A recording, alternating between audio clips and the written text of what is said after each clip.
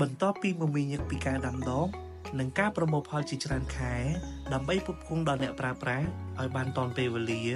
កសិករយើងក៏មានពេលសម្រាកជួបជុំគ្រួសារនាឱកាសបុណ្យចូលឆ្នាំថ្មីរីឯអ្នកជិតឆ្ងាយបានវិលត្រឡប់មកជួបជុំដើម្បីចំណាយពេលវេលាឲ្យកាន់តែមានសុភមង្គល